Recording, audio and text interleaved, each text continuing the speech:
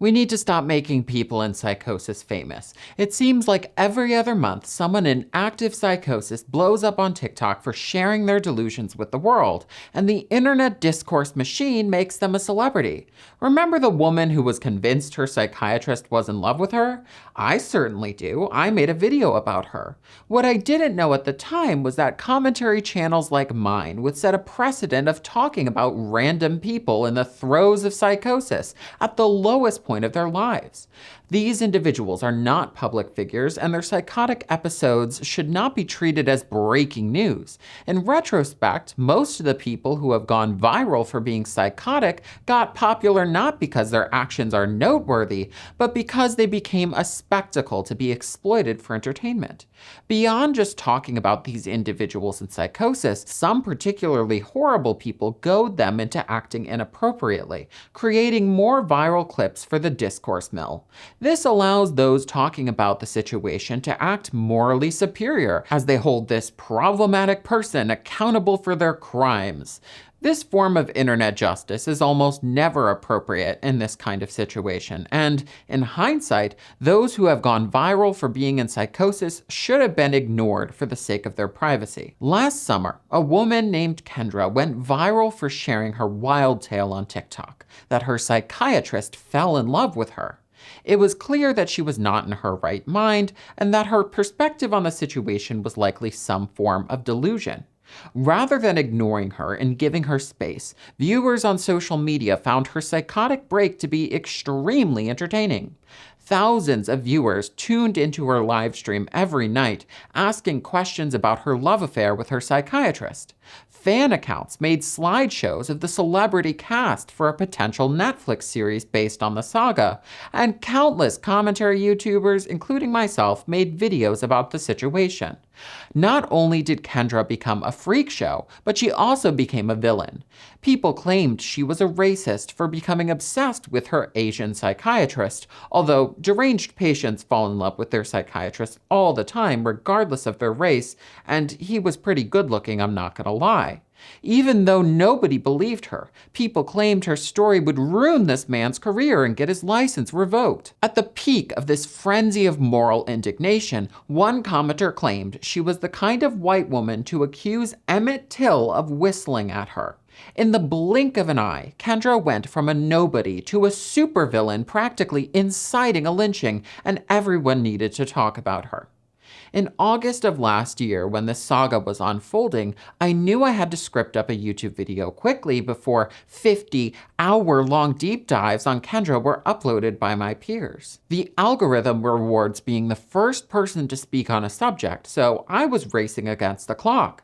At no point did I think, hey, maybe this isn't newsworthy. Maybe this isn't my business and I should just let the situation fizzle out. Instead, I uploaded the video and moved on with my life without giving it a second thought. I didn't revisit the subject until around New Year's, when I saw someone reply to a YouTuber's story post which mentioned the Kendra situation, asking their audience to rank the top drama events of 2025. The person replying to the post stated they didn't feel comfortable ranking that situation because they've been in psychosis and they were hesitant to speak about another person's episode so flippantly. That's when it hit me that I've been in psychosis before, and I certainly wouldn't want my episode to be immortalized on the internet. There was no point in releasing that video other than hopping on a bandwagon, and perhaps I shouldn't have made it. Unfortunately, there's not much point in unlisting it now, as I don't believe it will salvage Kendra's digital footprint. Moreover, I don't think she cares, as the saga last year gave her a small but devoted social media following, and those livestream gifts are probably a decent supplemental income stream by now. Thankfully, nobody was harmed in last year's debacle, and Kendra outwardly appears happy and stable, albeit still a tad delusional. She thankfully had enough of her wits about her to avoid catastrophe, but that can't be said for the 1,000 Kendras that have cropped up to take her place. The lives of seriously unstable people who are potentially a danger to themselves or others have become Truman Show-esque entertainment for the hordes of the internet's most depraved individuals. People experiencing psychosis have become full-on lol cows, individuals who are targeted due to their vulnerable mental state and unusual behavior and are milked for lols. This horrid behavior used to be confined to the darkest corners of internet message boards, but is now mainstream on platforms like TikTok. TikTok produces a lol cow every minute, with the algorithm thrusting random psychotic people into the limelight for trolls to torment. There is no shortage of videos to choose from, as people experiencing psychosis tend to post incessantly on social media. This could be because they think their thoughts are extremely profound or important, or they feel the need to tell the world that they're being persecuted by the government or cyber criminals. Before I was hospitalized due to a manic episode in 2019, I believed I was a famous influencer when I had 1 follower on TikTok at the time, and I was posting multiple times a day. That delusion is also extremely common. Thankfully, none of my manic videos went viral and I was spared the lol cow treatment. But the same cannot be said for the countless poor souls who come into the crosshairs of internet trolls. There are too many to name, and most are too obscure for me to feel comfortable talking about, lest I attract more attention to their delicate situations. Because of their deteriorating mental state and the behavior of the ruthless mob harassing them, clips from these individuals' TikToks inevitably make it into YouTube commentary videos about psychosis, and I have done this before. I'm beginning to have some reservations about doing this, though, as there's a big difference between showing a clip of a public figure having a mental breakdown and a random person on TikTok having a mental breakdown. While a celebrity like Kanye West can handle another headline about their psychotic episode, an ordinary person made famous for their psychotic episode does not have the PR team to handle a situation like that, nor the luxury of working in an industry where you don't have to worry about your digital footprint. If an ordinary person eventually gets treatment for their psychosis after going viral, it will be difficult to get a job when a potential employer Googles their name and sees 1 million videos about their mental breakdown. With little ability to control their actions, it's inevitable that someone in psychosis does something socially inappropriate, perhaps even violent or bigoted. Often these comments or actions are provoked by online trolls, or even people who seek out these individuals in real life to harass them. When this happens, suddenly it's everyone's obligation to speak out against this horrible human being, to inform anyone who will listen that this individual's mental illness is an explanation, not an excuse. I hate that phrase because in many cases, psychosis is a pretty good excuse for most of their actions. There's a difference between someone using their ADHD diagnosis to explain away their domestic violence conviction and someone who cannot understand right from wrong in their current mental state doing something wrong.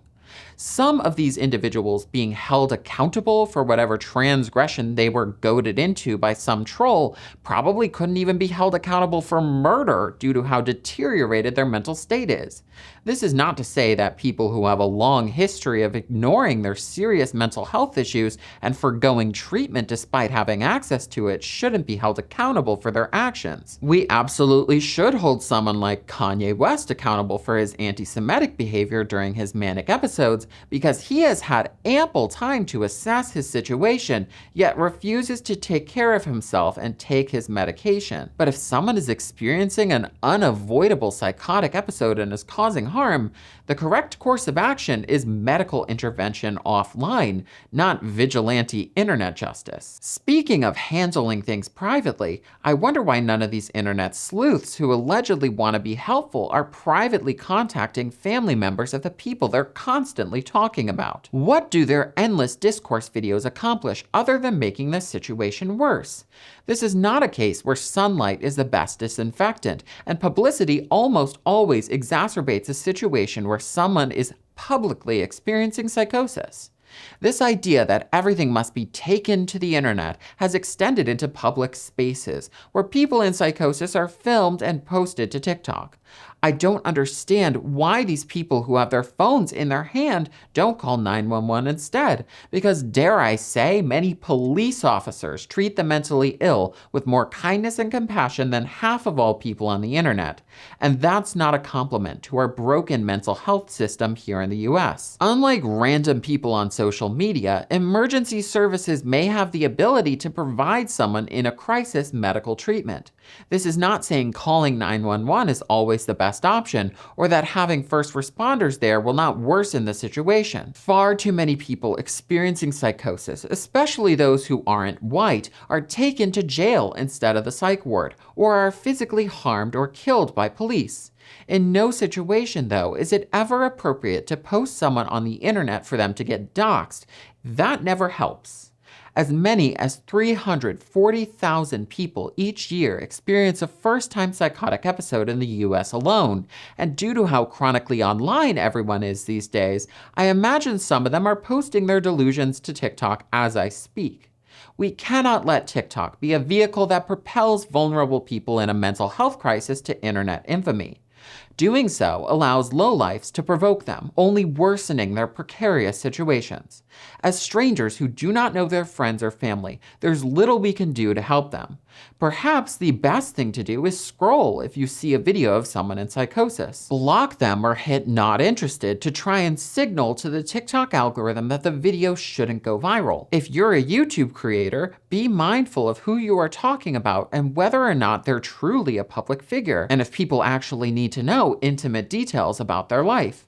If someone's behaving inappropriately, perhaps obscure their identity, or at least wait until they're in a better state of mind if you want to have a discussion about it. The more we engage, the more we interfere with their lives and make whatever harm they're causing worse. Anyway, I'm Robert Tolpe, and if you enjoyed this video, don't forget to like, comment, share, and subscribe, and I hope you have a great week. Bye-bye!